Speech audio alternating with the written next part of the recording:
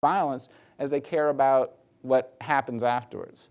Is this going to cost more in hospitalizations? Is this going to be more of a burden on the criminal justice system, et cetera, et cetera? So we need to think about the differences between family violence and its risk factors and consequences. And because it's cyclical, yes, I recognize these things often fold into what becomes a consequence, ends up becoming a risk factor later on, and so absolutely. But I think this framework is going to be a little helpful for us to organize our thinking and make sure that we're hitting all the points to show that family violence is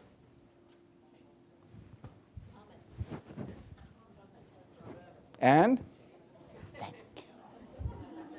We're not done yet, but you're with me. You're with me. Thank you for smiling. I like it. All right.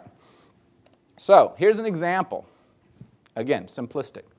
Elder abuse, broadly defined problem, perhaps too broad. A couple risk factors. I'm looking at you at elder abuse, okay, for now? Okay.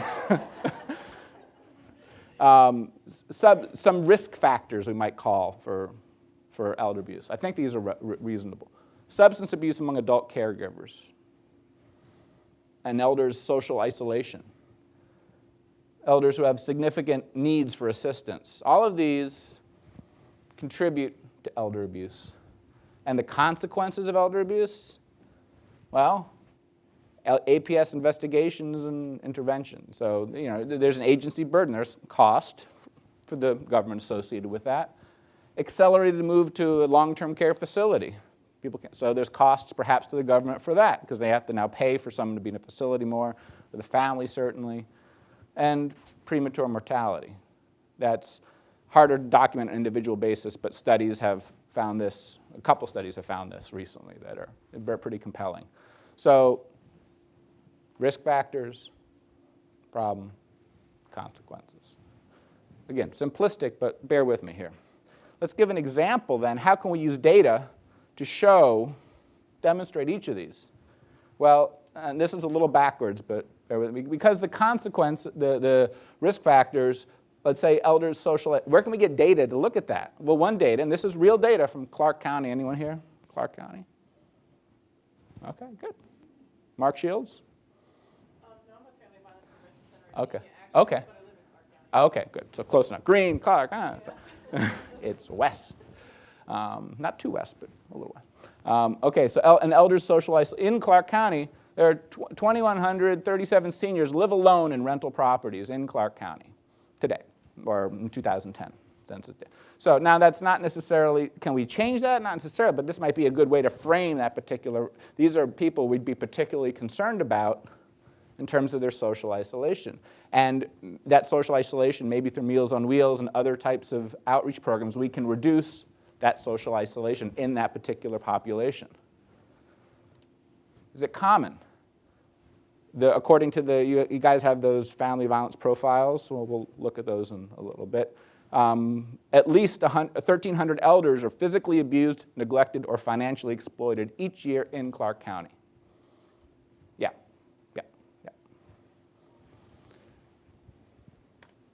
Consequential.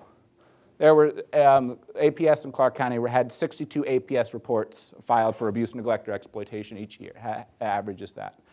We can't say how many were moved to long-term care facilities because of elder abuse. We can't say how many died prematurely because of elder abuse. That's too difficult a phenomenon. We could spend millions of dollars to study it in Clark County, but that's not a good use of millions of dollars.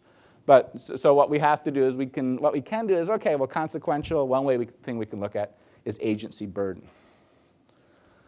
So what we're trying to do is use these data, use the county profiles, we'll look in a second and begin to look at them, to show that family violence is common, consequential, and changeable.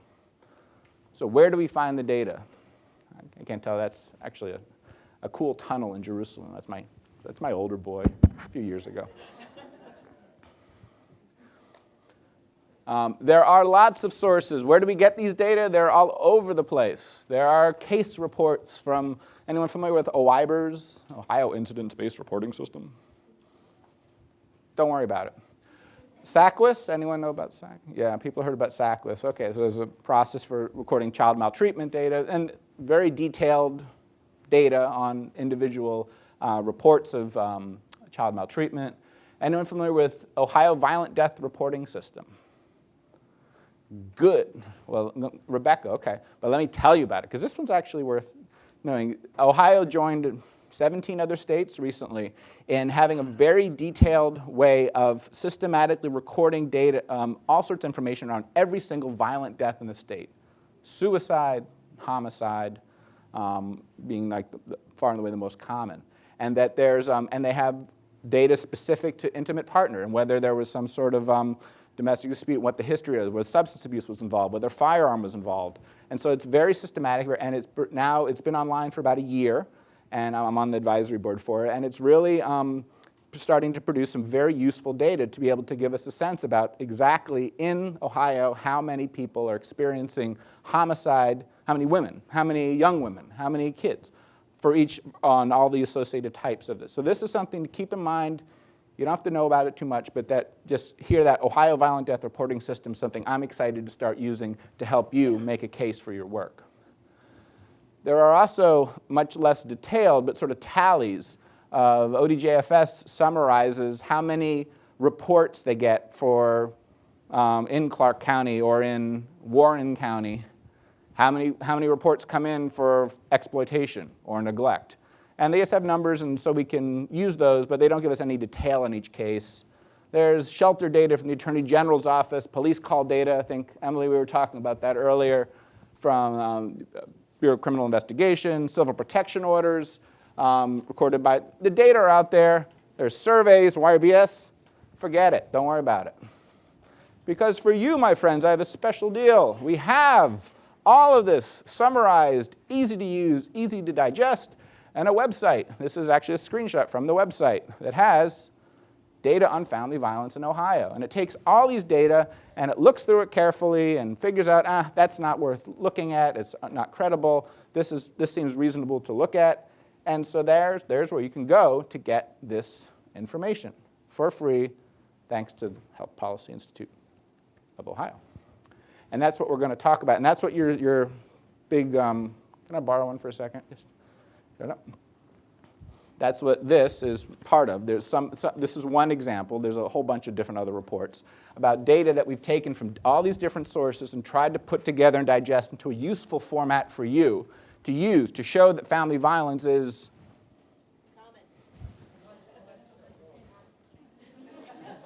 Thank you. All right. So it's there. We have it. Why don't we use it? Anyone? I told Teresa I've talked like this a bit before, and everyone likes her.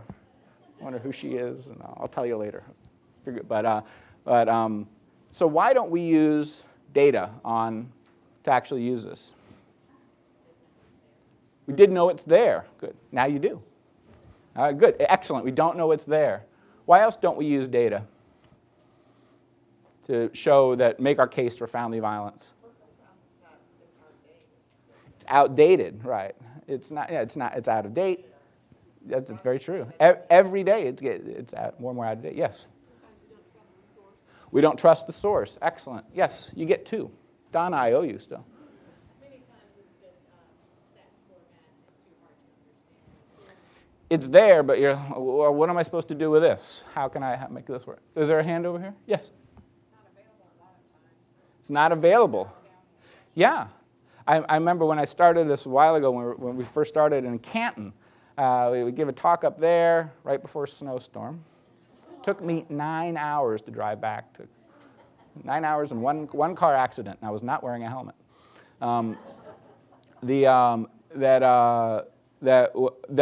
person from Stark County called me up and said, "Can you tell me how many cases of APS reports come into Stark County each year?"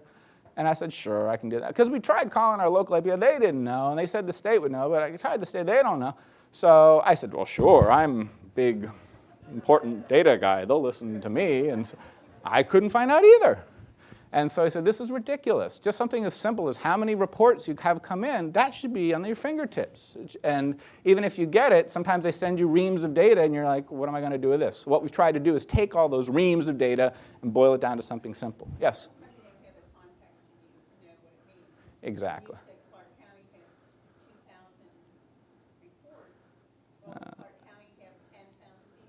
Right, exactly. Exactly. So how do you want to think about rates and raw numbers? We'll talk about that. So here's just some questions, and in the interest of time, I'll do this quickly. We have that, I've helped fill out the forms. These data are based on, I know they're flawed. Yeah.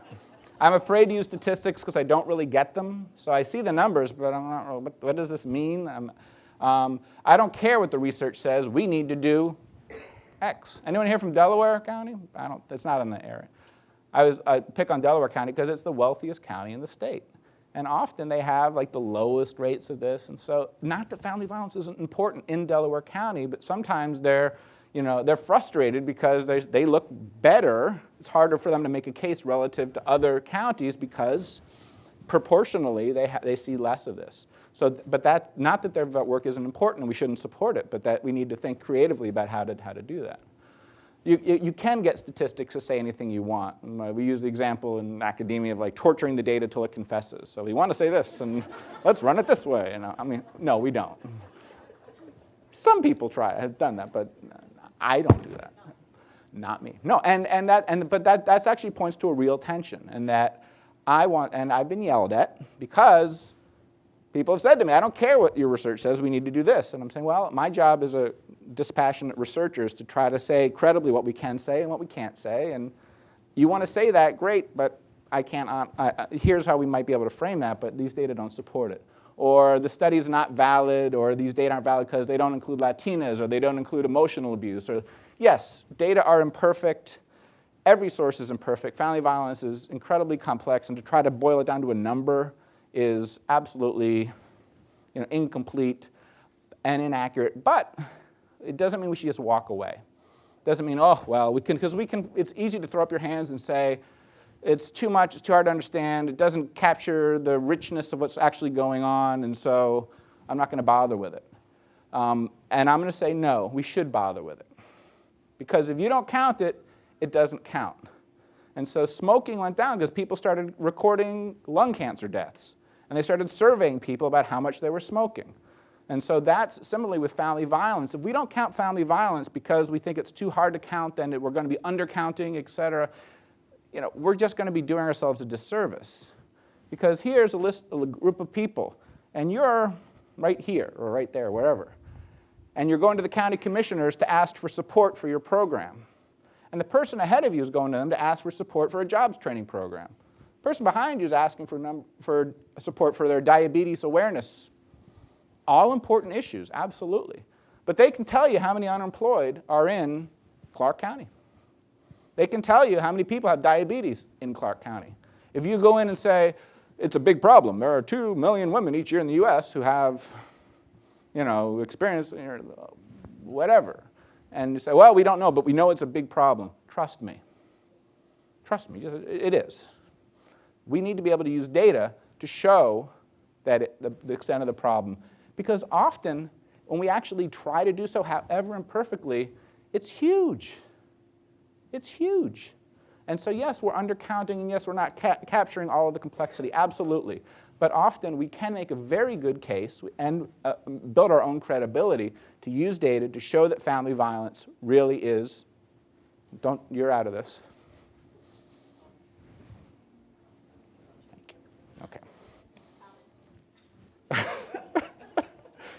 Go in. I don't have a long drink of water and look at you. All right. So are you with me? So you're going to use data now? All right, but you want to know how. Because it's there, but you can't find it, or you can't. That's right. You can't. Well, now you can. No. It depends. Come on, work. We're trying. All right. All right. Well, there's different ways people use data. You can use it for planning, for evaluation. We want to plan where in, or we can use it for what you all are here for, grant writing. That's one of our objectives, how to access and use data for grant writing, and advocacy. When we're using data for planning and evaluation, we want to use the data to find an answer. We're the HealthPath Foundation. We want to help improve oral health among people. We have a limited amount of funds. We can't spread it across the whole 33 county service areas. So we want to find where is the need greatest, or where are the programs most effective. We don't know. But let's go study it and find out where we're going to put our money. We want to make sure we're really using, we don't know what the answer is, we're going to use the data to find an answer. That's not what we're here for. You're not researchers. We're not trying to find an answer. We know what the answer is. I want money. I need money, and I need it now. I know what the answer is. I want you to give me money in my county. I know, so we're going to use the data to support my answer. I already have my answer. Now, I'm being a little facetious here with all this, but I think there's an element of truth to it. A lot of you are not going to be, looking carefully and thinking, should I really address bullying in Warren County? Is it really something I want to think about? No. Your job is to try to support your work and to try to use data towards that end. And so I'm not saying we can torture statistics to say anything you want, because you can't, and I will push back if you try to. But I think we can use it credibly to make a case that family violence is those things that we've been talking about. In terms of showing that family violence is common, you look at lifetime prevalence. Have you ever been in a violent relationship where you hit, pushed, kicked, or slapped? It's very compelling. Any ideas for intimate partner violence? How many women in their lifetime have experienced intimate partner violence? I'm not asking you to raise your hand, but what do the statistics say? Anyone know? 1 in 4. Typically, that's what come up. That's what this looks like. So it's a little bit more than the smoking at 1,000. So remember, with smoking daily, current daily smokers was 1 in 5. Lifetime IPV is 1 in 4. Pretty. But it's also hard to change. So using it as a measure of showing how common it is nice. You can maybe make support for your work, but it's also, if we had some sort of, if you look at the rates of lifetime smoking over the last 15 years, they haven't really changed much. A number of people have quit. Not as many people have started, but lifetime prevalence hasn't changed that much. So it can be compelling to make an issue, to show the issue, but it's also hard to change. Annual incidence, the public health term, how many new cases each year. This is probably a better, more accurate measure of the current scope of the problem, but it's also not quite as compelling. Any idea about what most surveys suggest annual IPV rates are among women? How many women in the US currently are in a physically abusive relationship? Ballpark, 2%. What? No, I know there's many more than that. Now people come in and out of a violent relationship. That's still huge. It's more than the number of women who are diagnosed with cancer each year. It's more than the number who are getting injured in motor vehicle accidents each year. So 2% sounds small, but it's actually huge, because that means 2% this year, 2% next year, 2% next, and so it really does accumulate. And lastly, I won't talk about case reports for now. So we talk about rates as one way, when we talk about recognizing that Clark County has a different population than Hardin County or Franklin County. And raw numbers, which can be very helpful to give a sense of the scope of the problem. 1,300 in Clark County. I'm sorry, I missed your name. Didn't you say wow? Wow? Yeah, when I said 1,300 and you said wow. So somebody, maybe just exhaled quickly. But it was, yeah, but I was the same way. That's a lot of people.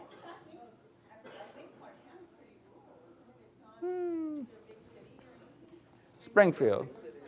Yeah, no, there's more, yeah, more parking lots than farms probably. So the raw numbers are helpful, but it's also 1,300 sounds like a lot, but it's kind of just ethereal. It's out there. It's hard to know what to make of that. We want to show family violence is consequential. We can, again, unfortunately, people don't care so much about family violence itself. We want to look at the consequences of it. Is it associated with illness and injury, employment, disability, things that actually cost money, and that will, I think, capture people's attention. Perhaps it's hard to quantify. We have studies that can do this, but they're often difficult and it's inappropriate. Here's where I'm pushing back as a researcher to say it's inappropriate to say that a study that's done by Phaedra Corso, who's the guru on this at the University of Georgia, who looks nationally at injury. We can apply that to Clark County. I keep on coming back to Clark County, but we can, or to any specific locality for a variety of reasons. So we want to look at that, but that's often difficult to do. Similarly with cost, that's where, and here's what we're really talking about. We can do economic analyses. We can do one for Clark County, but it's again, not going to be a good use of HealthPath's money or someone's money. But what probably the easiest thing to do is look at agency burden and say that, wow, we have 62 cases. Is that a lot? Maybe, maybe not. We can talk about how that may be playing into showing how family violence is consequential at the local level. Showing that family violence is changeable. It can work. How do we do that? We can do program evaluation. That's nice, but I'll be right up here. No one's going to be doing a rigorous evaluation of any project funded through this project, right? Not a good use of money. Trust me, I can do it, but I'm very expensive. It's true. I mean, sometimes you do want to do a good job of evaluating it, but I tell people don't even bother evaluating this because we don't have any conclusions we can do. Either go in whole hog and really, if you really want to pursue this, let's do it right, or don't even bother at all, or do something very superficial and fund it accordingly, because going in between is not going to really get you a whole lot. And so that's one way to show that you can change these programs. But I'm sorry, what was your name? Yeah. No. You haven't spoken yet. I'm not going to call in. Okay, Melissa. Hi, Melissa. It's hard. It's hard to show that it works. And even when we spend these millions of dollars, sometimes, guess what the answer is? We're not sure. We can't really say. The data are not statistically significant. So it's hard to show that it works, so even if we go in whole hog. So program evaluation is important, and I would encourage it. But it's not going to be, it's limited in what we can realistically expect from it. We can, however, highlight differences. If things change, if they vary from place to place, that gives us a little hope. And this is SACWIS data, which I know have been reported differently in different counties, but bear with me as an example. Look, here's the rates per 1,000 children, so these are rates. And you have some places where it's 60 per 1,000, and other places where it's 5 or 10. Huge difference. And so, wow, maybe if there's differences from place to place, why can't we be like that other place that has a lower rate? So that gives us some hope that maybe it is changeable. Now, in contrast, things like heavy drinking among college students haven't actually changed that much over time. Don't vary that much from campus to campus. It depends on the campus, but among many similar campuses, they don't vary much. And so that could be a campus of something that's harder to change compared to something like this, which is less specific. We can also, I'm sorry, I thought I had something in. So look at differences over time within our community. Has family violence been increasing? Has it been decreasing? It can decrease. It doesn't mean it's not important what you're doing. But that if there's changes over time or changes across place, that's evidence that it's changeable. And even absent program evaluation, that's one way to make a case that family violence is changeable. Now, when using these data, two things that really focused our work on developing these county profiles is to keep it local and put it into context. I mentioned the 2 million women nationally, about 2.135 women who experience physical intimate partner violence each year. That's a lot, but it's sometimes less compelling if the person ahead of you in line is talking about, let's get away from Clark County. Give me another county. Warren. Besides Warren, we already talked about Warren. Allen. So I owe you. So okay, fine. Allen County. Let's talk about Allen. So the person in front of you in Allen County is going to talk about job training. The person behind you is going to talk about diabetes. They have data from Allen County. If you go here, it's not as compelling. Ohio maybe is a bit better. At least 88,000, this is 2.1 men and women. At least 88,000 men and women experience physical intimate partner violence in Ohio each year. And in Montgomery County, which is the example I had. Anyone here from Dayton? Good. Go Flyers. All right. About 4,100 men and women in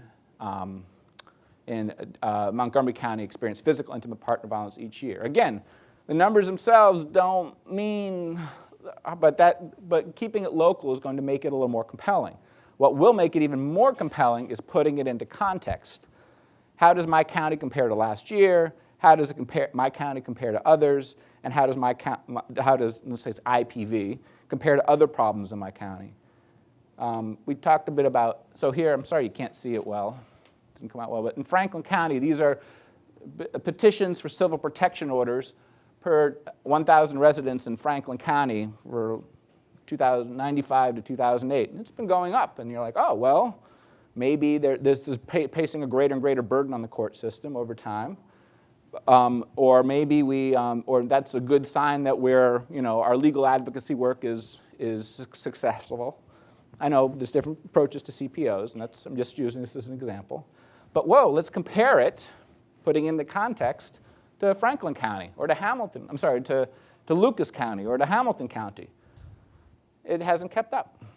They're higher, and they're pretty similar to one another, but Franklin County's been lagging behind. That's not necessarily a bad thing, but that could help make the case that it's changeable. First, it's changing over time. Secondly, other places have it more than we do. And so you can make a case that why can't we be like them? Or you could be, we want to lower our number of, so depending on how you want to use the data, you can make a case to show that if everyone's pretty much the same, then you suggest maybe it's not so changeable. But where you do see differences, you can start to make a case. Also putting it in a context compared to other problems. I mentioned before, this is actually just among women, but in Ohio, a conservative estimate, at least 66,000 women in Ohio each year are physically assaulted by an intimate partner. Sounds like a lot, but 66,000 sort of, what does that mean? Is that a lot? There's 11.4 million people in the state. Well, how many women are injured in motor vehicle accidents each year? 54,409. Well, a conservative estimate is higher than that. How many women are newly diagnosed with cancer, all types of cancer, any type of cancer each year? New diagnoses? 30,719. Not that these aren't important, but my goodness. This makes a pretty compelling case that family violence is common. You put it into context. My goodness.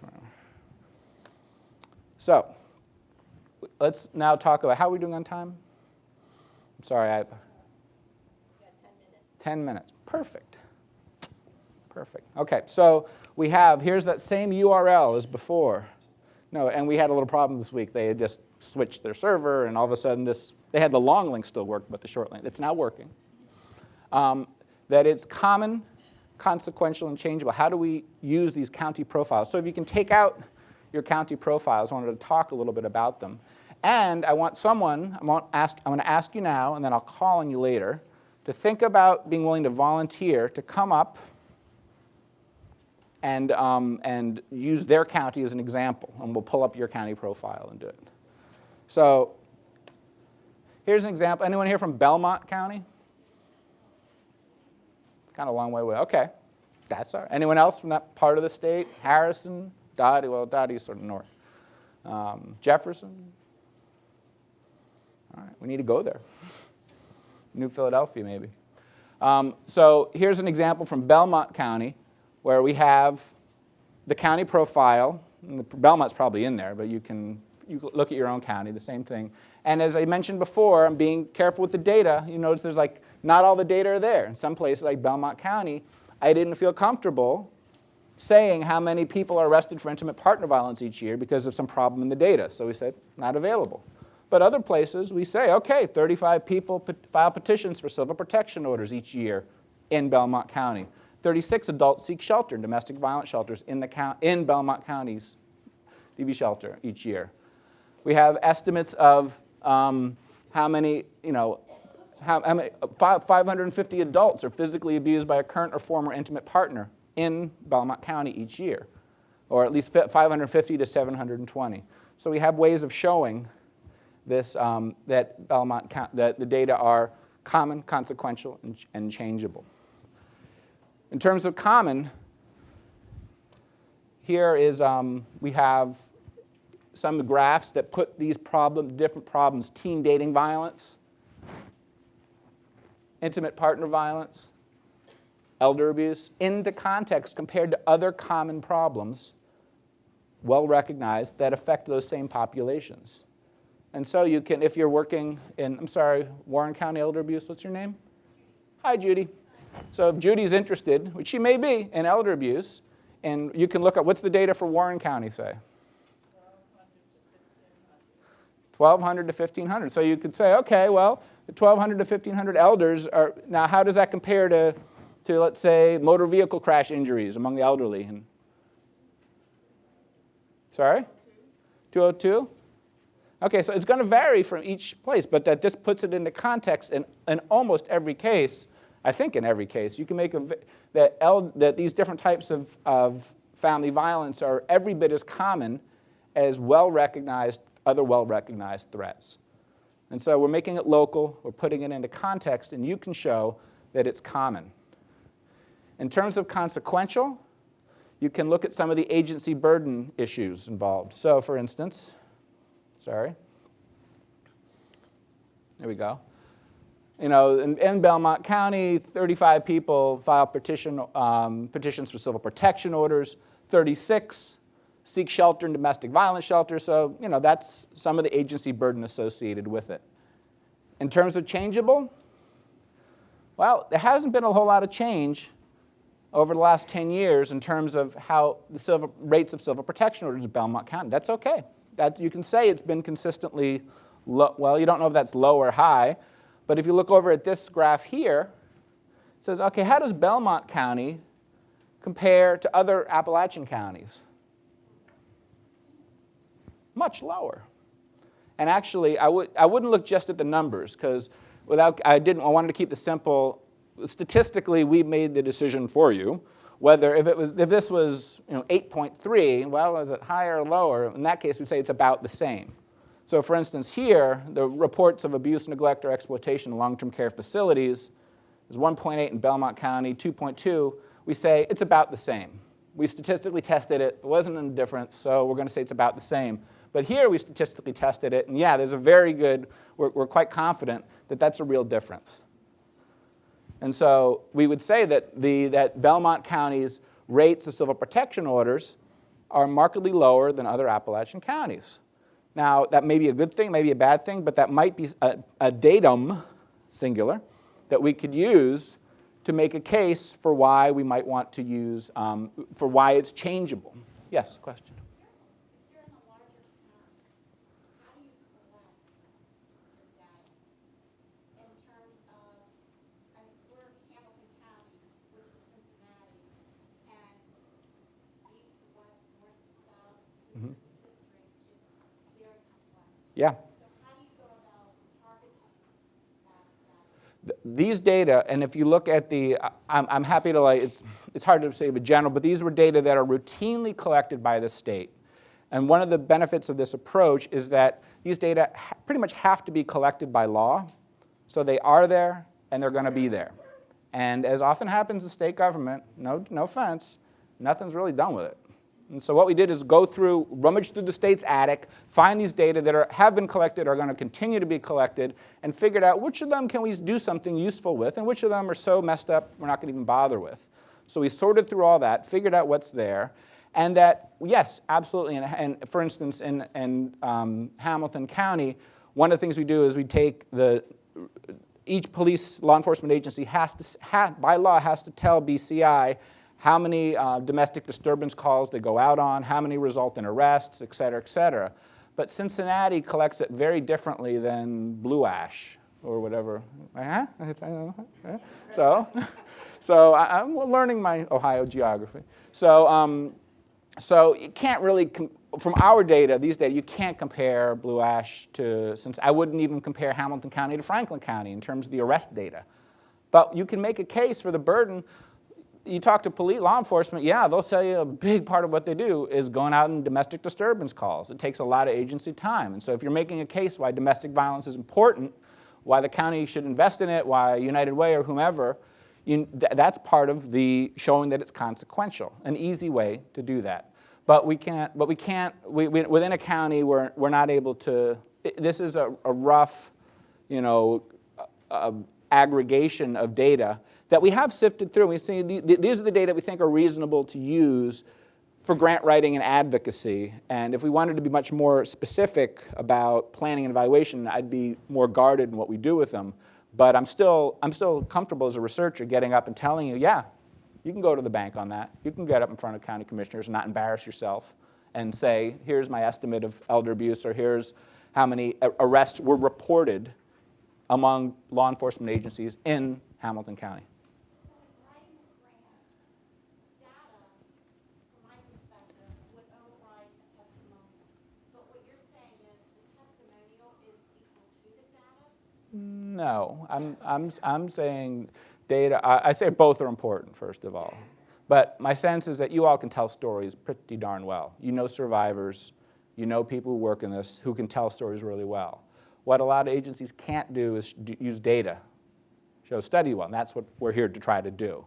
So here's an example of a sentence you might use in Belmont County to support, let's say, a legal advocacy, perhaps for this grant, I don't know if that's quite relevant, but certainly for other efforts to support, let's say, a legal advocacy program. Each year in our county, at least 350 adult women experience physical intimate partner violence.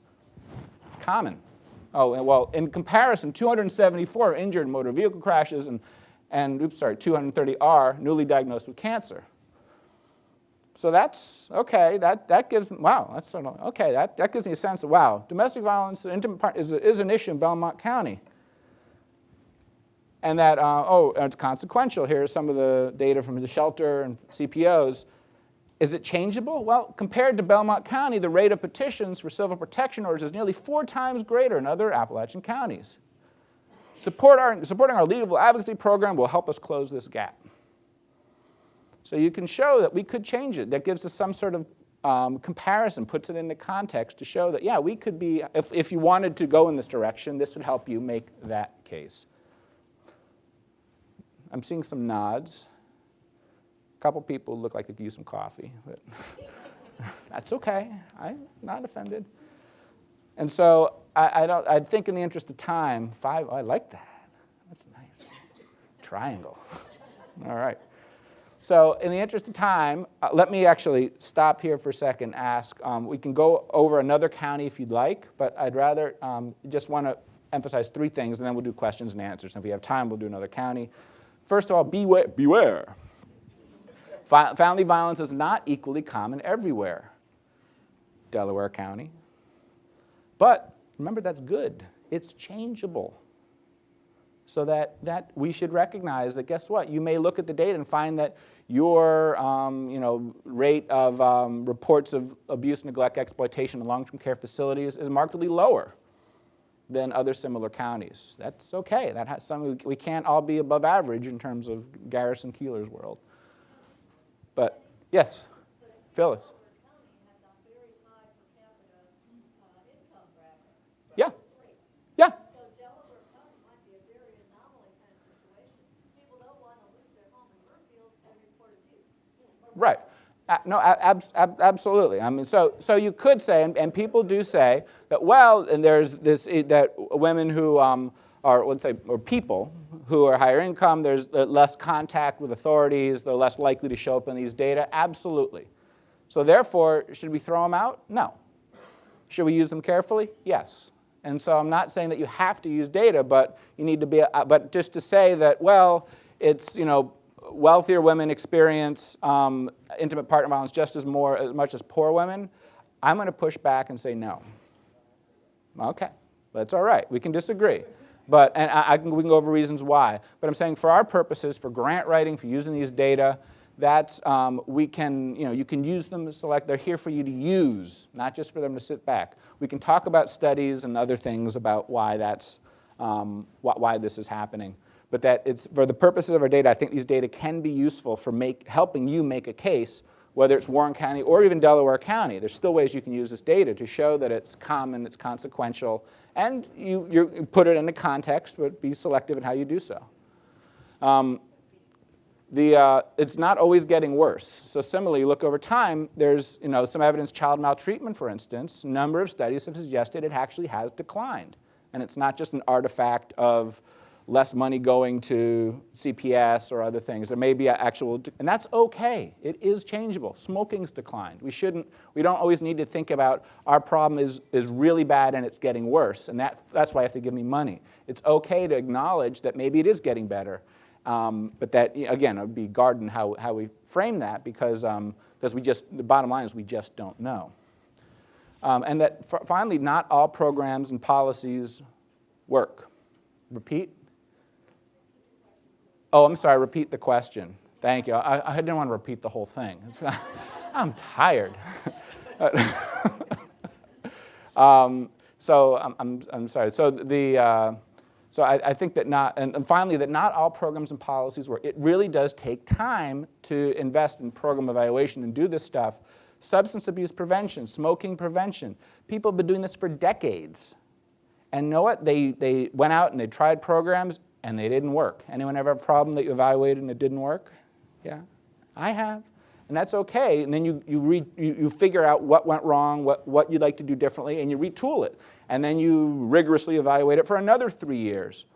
And then you think, oh, well, it seems to work. And then you publish it, like Safe Dates is published, and then wow, this looks really compelling. It's rigorously evaluated, and we find that it really did work, and then someone replicates it, and oh, it worked for boys, but not girls. That's 3 more years. And then 2 other people replicate it. No, it worked for girls, but not boys. And then, and so you start to figure out this is working, but we're not exactly sure why, but it really does take decades to develop this. And we are developing that evidence base to show that our approaches at work, but we recognize it's okay that it takes time, but we also have to be comfortable at some point to recognize we've been doing this for a while, and we've been evaluating it for a while, and it doesn't work. DARE, the substance abuse program, doesn't work. And it took people 20 years to finally acknowledge that it didn't work. Some people are still doing it, but it's really tailed off recently. So, and that's okay, but that's how things progress. So let me stop there and say, I promised this would be it. We wanted to describe the spectrum of prevention. Can you do that? That only took 5 minutes. All right. Yes? 3 principles for making a compelling case for family violence prevention? Good. And we can access and use data okay? You can use it? All right. Yeah, let's do some Q&A, and then we can have lunch, I think, right? Is that next? Almost. Okay. Yes, Cheryl. First of all, I think your presentation was wonderful. Thank you.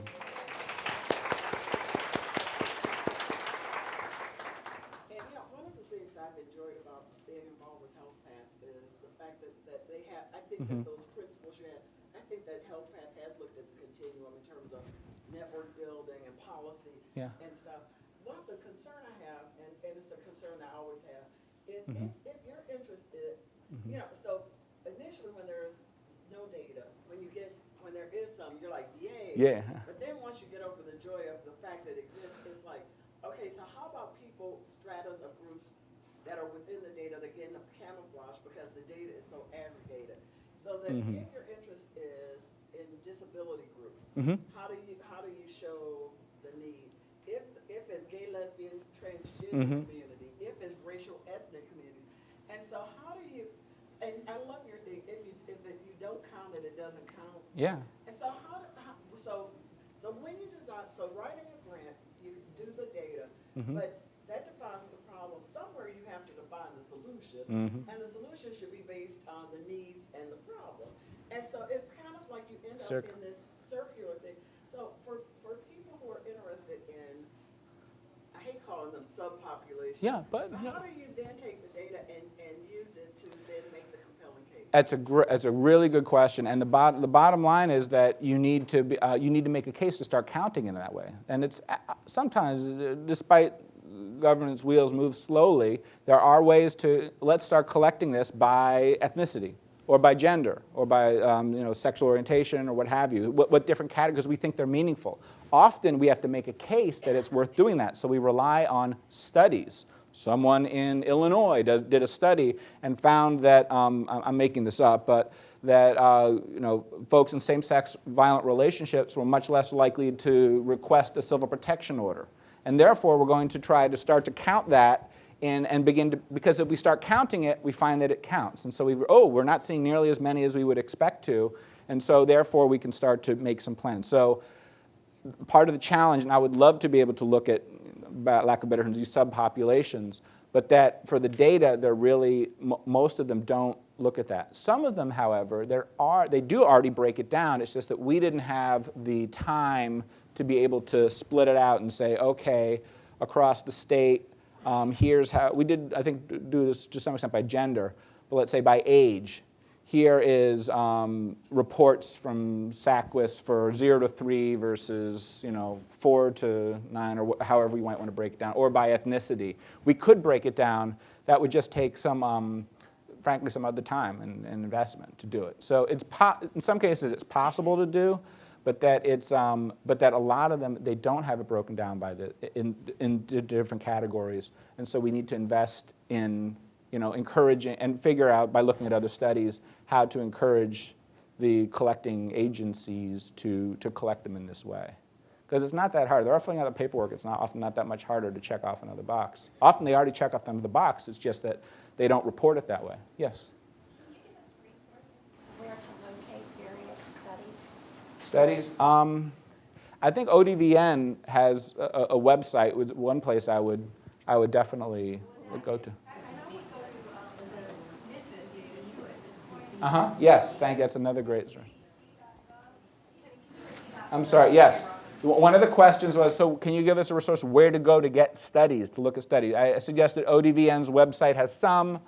NSVIS, which is the National Sexual and Intimate Partner Violence Surveillance System, which is another great resource. Thank you for bringing it up, which I'm excited to see, which is being done in Ohio and other states, where they do a telephone survey asking people about questions about intimate partner violence and sexual violence, and it's credible and it will be a very useful source of data for us statewide. Won't have it available at the county level, but statewide it can provide us some very useful data, and that's exactly the kind of data I'd love to be able to turn around and make it easily available to you all. But their website also has, if you go to cdc.gov and just Google or search for intimate partner violence, they have a lot of studies there on a range of different, well, for IPV, child maltreatment as well, and elder abuse even. There's, and teen dating violence. So a lot of the topics that people are interested in this room, cdc.gov is a great first stop.